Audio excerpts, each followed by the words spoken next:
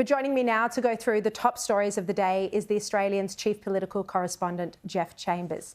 Geoff, thank you very much for joining me. Lots to cover out of Parliament today. Parliament returned. Look, first the Prime Minister, Anthony Albanese, was playing the blame game, dodging questions about The Voice and his own inconsistencies on the proposal. Let's have a look. In May, the Prime Minister said that treaty and truth-telling are, quote, very much part of the next phase. And one of the things that A Voice would be able to do is talk about Makarrata, the need for agreement-making and coming together after a conflict, end quote. Why did this tricky Prime Minister say one thing to one group of Australians and completely the opposite to another? What I said on Ben Fordham, Mr Speaker, was that the referendum isn't about treaty. It's a point of order on relevance, Mr Speaker. There was no T-shirt in the question. There was no quote from me in the question. There were your own words, Prime Minister, in the question and your own contradiction about treaty or no treaty. I'm speaking about what this referendum is about. And it strikes me that the opponents of the referendum, those who are advocating a no vote, want to talk about everything but what the question is about. Geoff, how did the Prime Minister handle these questions in Parliament today? Oh, look, from the Anthony Albanese's perspective and the Yes campaign, they are firmly focused now on trying to make this a real singular issue, which is about constitutional recognition. But let's wind back the clock a little bit, Shari, and we know that the Labor government has accepted the Uluru Statement from the Heart in full, and the steps there are very clear. It's voice, truth, treaty, truth-telling. And if we go back to the October budget, after they'd won the election, $5.8 million was allocated to commence work on a Makarrata commission. In February, Linda Burney said that she would unveil details very soon, within weeks, of what that Makarrata commission would look like.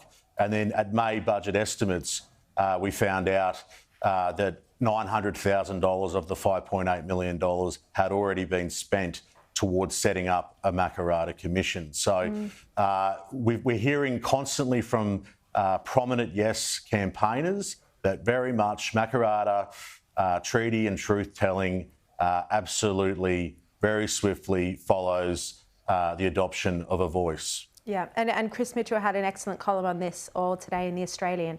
Now, Peter Dutton has announced a proposal to scrap Labor's $40 a fortnight increase to JobSeeker. It's an effort to transition long-term jobless Aussies off welfare.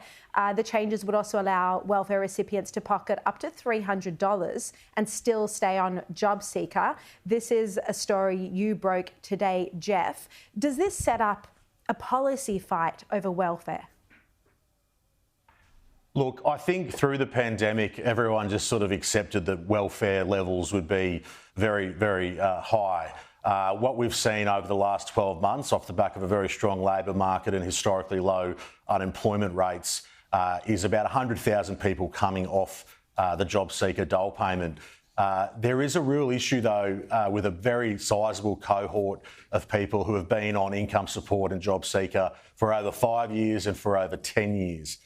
And what we may see heading towards the next election is that unemployment rate will rise as the economy flatlines and those 12 interest rate hikes really start to bite. So I think that very much this does set up a fight between Anthony Albanese and Peter Dutton. Jim Chalmers will very soon release the employment white paper.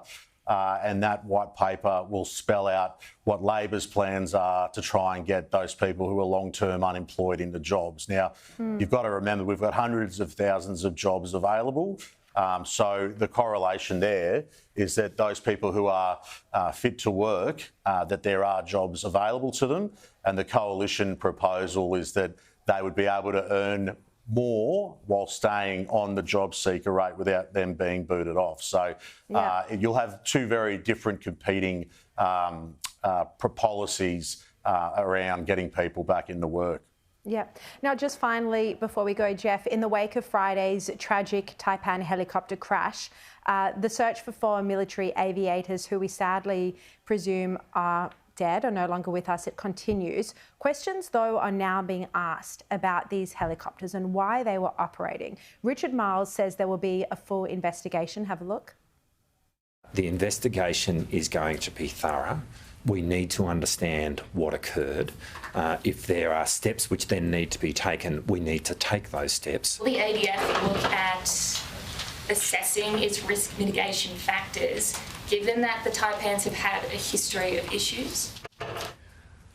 We will always take into account in an investigation of this kind the question of what do we learn from it, how do we understand our risk management processes. I mean, Jeff, it's so tragic because we're now learning that there have been performance issues with this fleet since 2004. Yeah, there's been a long history of performance issues with the Taipan, Shari, and even just in March, a Taipan had to ditch in Jervis Bay. Thankfully, the diggers got out okay. But you would think that when that occurred in March, that serious questions would be asked. We're expecting to replace those Taipans next year with Black Hawks. Today, Richard Marles has confirmed that they are grounded now until a thorough investigation is completed. But I think it is looking very unlikely that we'll see those Taipans up in the air again. Yeah. Jeff Chambers, thank you so much for running us through the top stories of the day.